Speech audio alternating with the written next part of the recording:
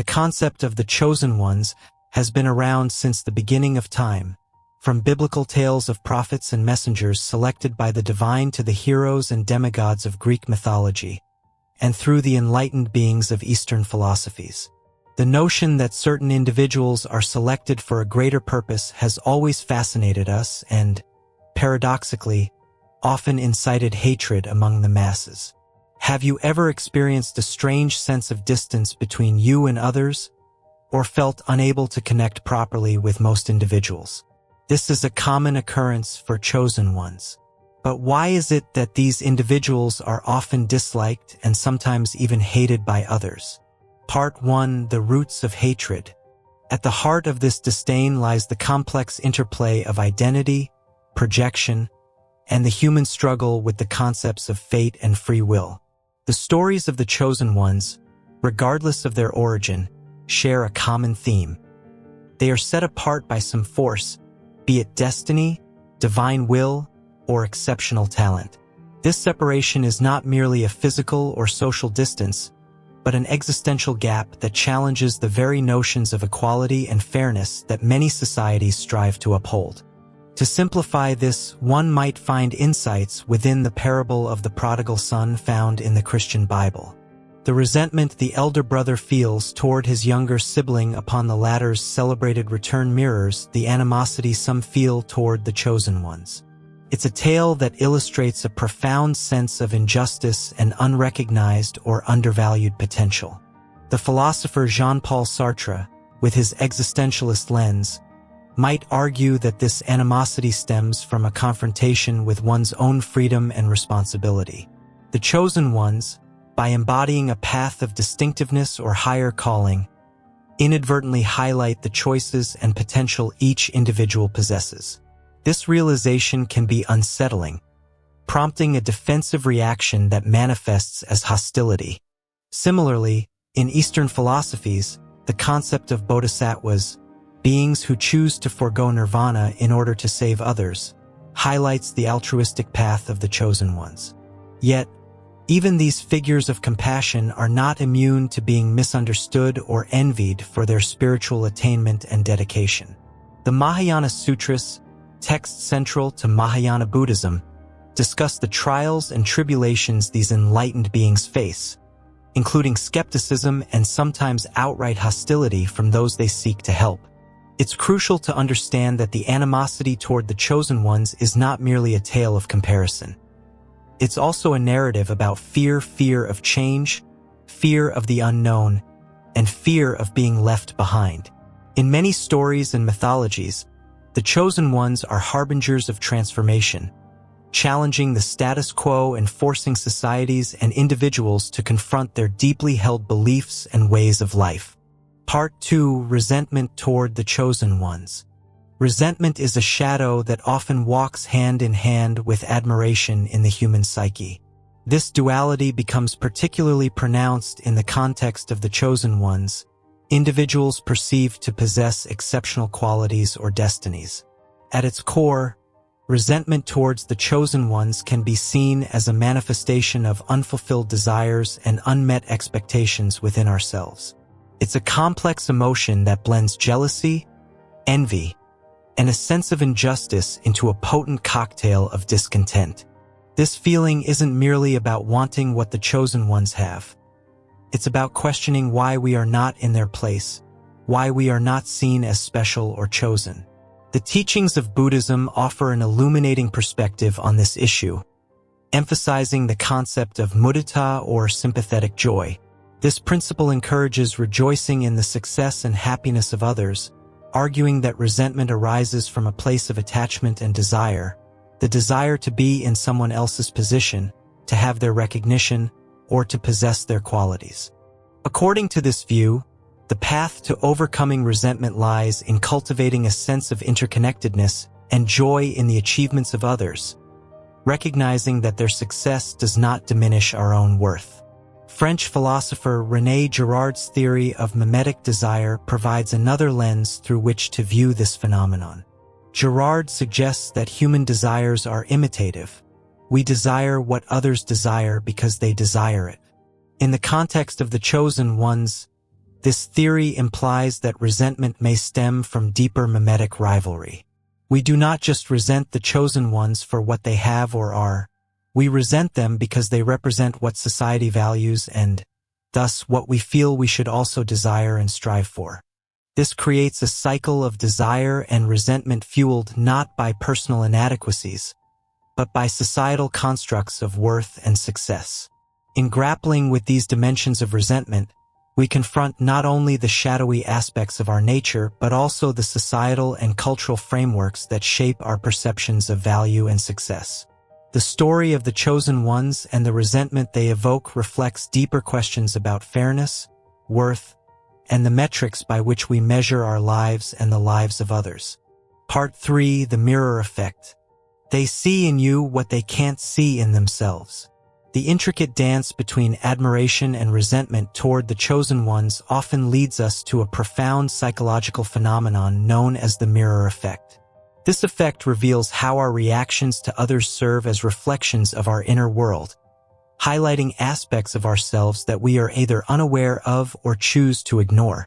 The chosen ones, by virtue of their perceived special status or achievements, inadvertently hold up a mirror to the deepest insecurities, unacknowledged desires, and unfulfilled potential of others. The mirror effect is rooted in the concept of projection, a defense mechanism identified by Sigmund Freud, where individuals attribute their own undesirable feelings and thoughts to someone else. The chosen ones, by embodying characteristics, mystics, or achieving feats that others have only dreamed of or perhaps never dared to dream, become unwitting screens onto which these repressed desires and fears are projected. This dynamic not only exacerbates feelings of inadequacy and resentment, but also distorts the relationship between the observer and the observed, making it difficult for genuine appreciation or empathy to flourish. Moreover, the mirror effect resonates deeply with the Jungian idea of the shadow self, the aspect of our personality that we deny or repress because it contains elements we believe to be negative. The chosen ones, in their distinction, unwittingly illuminate the shadows of those around them. This unintended confrontation with the shadow self can be deeply uncomfortable, triggering a defensive response that often manifests as hostility or rejection.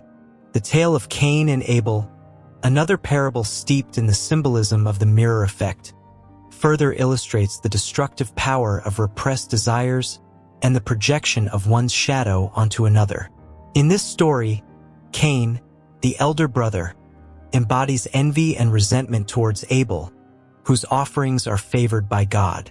This preference ignites Cain's jealousy, mirroring his feelings of inadequacy and the darker aspects of his psyche that he refuses to acknowledge. Cain's inability to confront and integrate these shadow aspects of himself leads to the ultimate act of violence, the murder of his brother.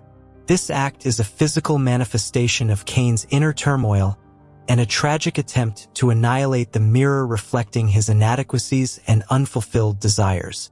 The story underscores the devastating impact of projecting one's own negative attributes onto others, a theme that resonates with the psychological concepts introduced by Freud and expanded upon by Jung. This reflection is not limited to negative aspects. It also pertains to the potential for greatness within each person, which, when unacknowledged or unfulfilled, can turn into a source of pain when observed in another. The chosen ones, in living out their purpose or calling, remind others of what could have been if they had taken a different path, dared more boldly, or believed more deeply in their potential. Understanding the mirror effect requires a journey inward, a willingness to confront the parts of ourselves that we have ignored or suppressed. It challenges us to question the origins of our resentment and to consider whether our reactions to the chosen ones are actually about them or about our inner conflicts and unrealized dreams. Part 4. Envy and its spiritual implications. This feeling, more profound and complex than mere jealousy, strikes at the heart of our spiritual journey and human experience. Envy, unlike jealousy, does not simply desire what another has. It harbors a deep resentment toward the other for possessing it. In the context of the chosen ones, envy is not just about their gifts, opportunities, or achievements, but a profound discomfort with the very essence of their chosen status. Envy does not stem from the fear of losing something we have to another, but from coveting what someone else possesses. This subtle but significant distinction makes envy a mirror reflecting our perceived inadequacies and unfulfilled desires. The chosen ones, with their exceptional qualities or destinies, can inadvertently highlight these feelings, serving as beacons that draw out our latent envy. From a spiritual perspective, envy can be seen as a symptom of a deeper disconnect from our true essence and purpose. Many spiritual traditions speak of the innate wholeness and perfection of the soul, suggesting that envy arises from a forgetfulness of our divine nature. In this light, the chosen ones are not so much the cause of our envy but the catalysts that reveal our distance from our spiritual center. The teachings of mysticism offer valuable insights into transcending envy. Mystics from various traditions emphasize the unity of all existence and the illusion of separateness. In the context of envy, this wisdom invites us to recognize the oneness we share with the chosen ones. Their achievements and qualities, rather than being sources of envy, can be seen as manifestations of the same divine spark that resides within us all. This perspective encourages a shift from comparison to unity, from envy to celebration of the multifaceted expressions of the divine. Furthermore, the spiritual practice of gratitude plays a crucial role in transforming envy.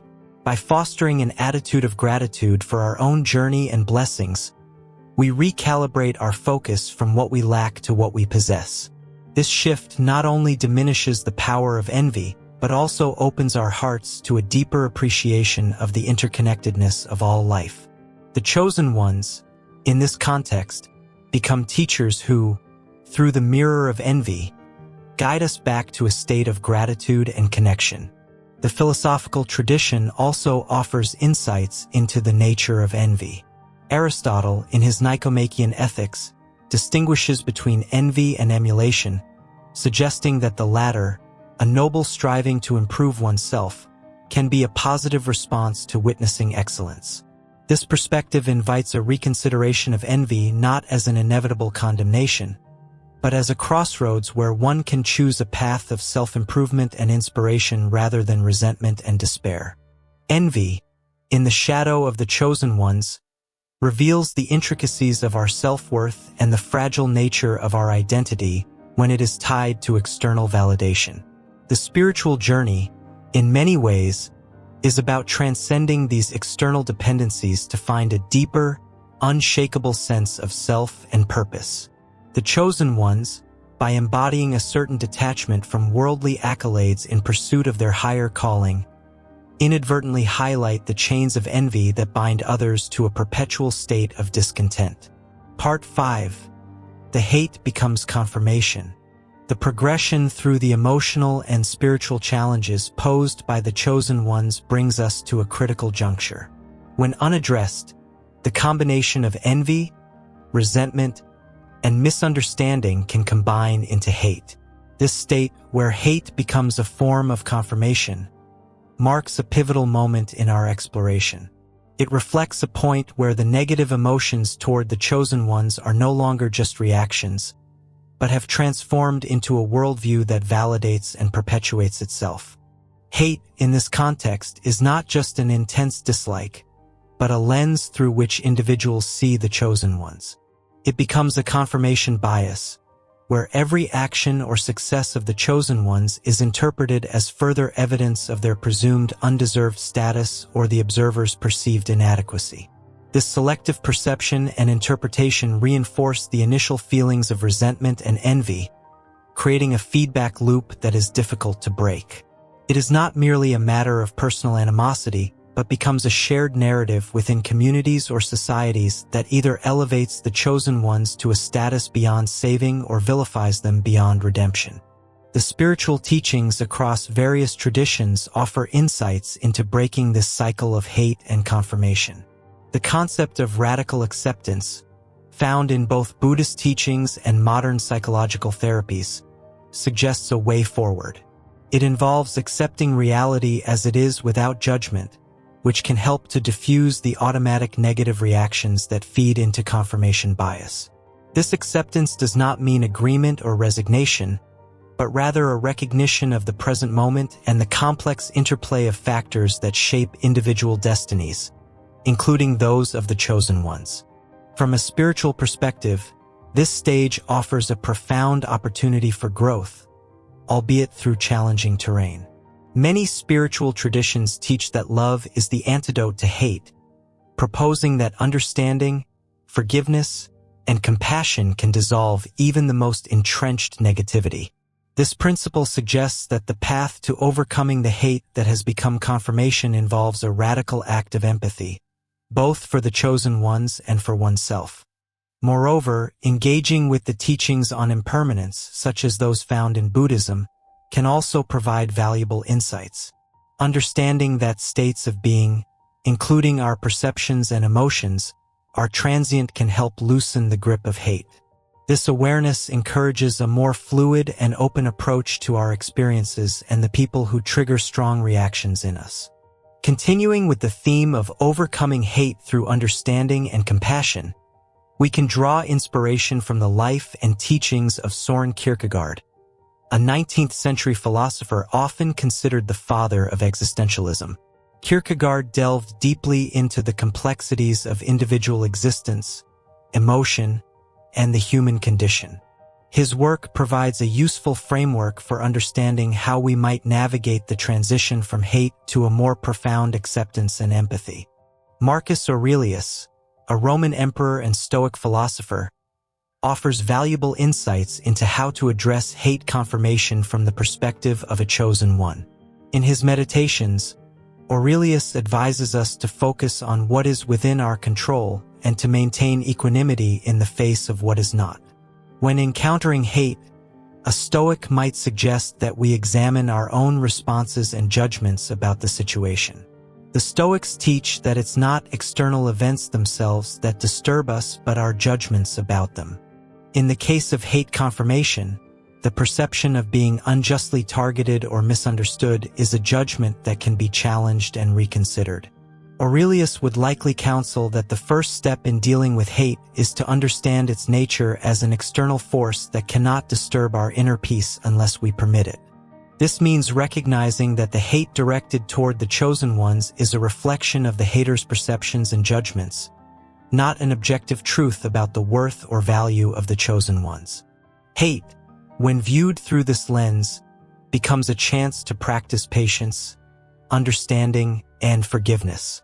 Instead of reacting defensively or with reciprocal negativity, the Stoic response involves seeking an understanding of the other's perspective and finding common ground, where possible.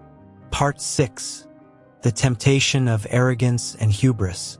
When navigating the complex emotions surrounding the chosen ones, a subtle but significant threat emerges: the temptation toward arrogance and hubris, for both the observer and the chosen ones themselves.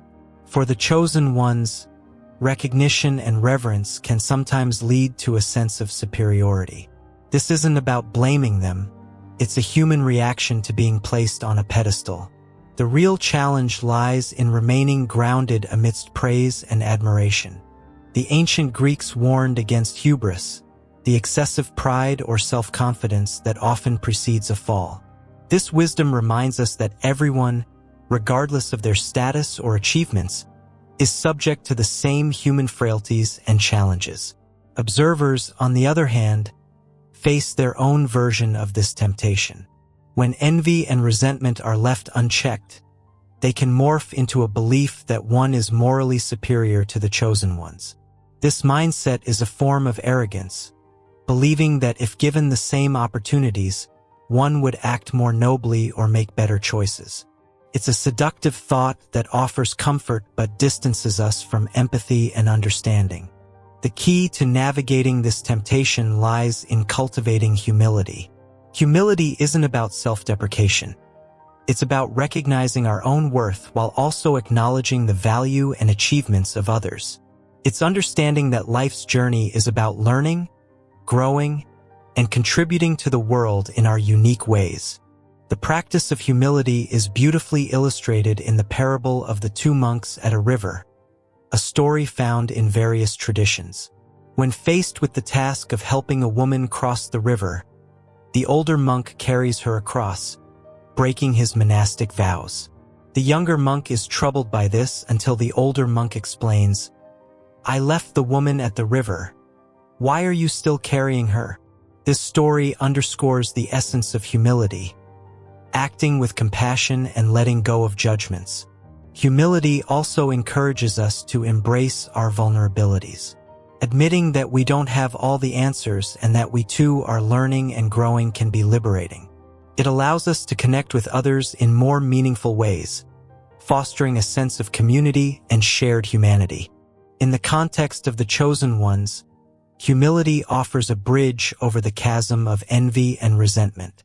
It invites us to celebrate their achievements as human achievements, to learn from their journeys, and to find inspiration in their stories.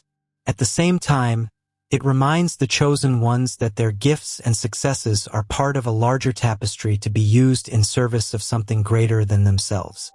Part 7. Dealing with the hatred. Facing hatred, especially when it's directed toward oneself or when one observes it targeting others, requires a delicate balance of strength and compassion. This final part of our exploration focuses on strategies and mindsets that help in managing and overcoming such negative emotions. One effective approach is to foster empathy. Trying to see the world from the perspective of someone who harbors negative feelings can be illuminating. It's not about excusing their behavior, but understanding the roots of their emotions. This insight can transform anger into pity or even compassion, recognizing that hatred often stems from fear, insecurity, or pain. Another key strategy involves maintaining perspective. Remembering that the opinions and emotions of others reflect more about them than about you can be freeing. It's crucial to discern what is truly about you and what is a projection of someone else's struggles or biases. Engaging in open dialogue, when possible, can also be a powerful tool for dismantling hatred. Conversations that stem from genuine curiosity and a desire to understand, rather than to convince or win over, can bridge divides and soften hearts. It's about finding common ground, however small it may seem. Self-care plays a critical role in dealing with hatred. Being the target of negative emotions can be draining, making it essential to nurture your emotional and physical well-being. Activities that bring joy, relaxation, and a sense of peace can replenish your strength and resilience. It's also helpful to connect with supportive communities. Surrounding yourself with people who understand, empathize, and offer positive reinforcement can reinforce your sense of self-worth and belonging. These connections remind us that we're not alone in our experiences. Finally, practicing forgiveness can be a powerful step toward healing. Forgiveness doesn't mean condoning harmful actions or forgetting the hurt caused. Rather, it's about releasing the hold that resentment has on your heart and freeing yourself from the cycle of negative emotions. As we conclude this exploration of the emotions surrounding the chosen ones, it's clear that dealing with hatred, whether directed at us or observed in others, is a multifaceted challenge. It requires empathy, perspective, dialogue, self-care, support, and forgiveness. By adopting these strategies, we can navigate the complexities of human emotions with grace and emerge with a deeper understanding of ourselves and others.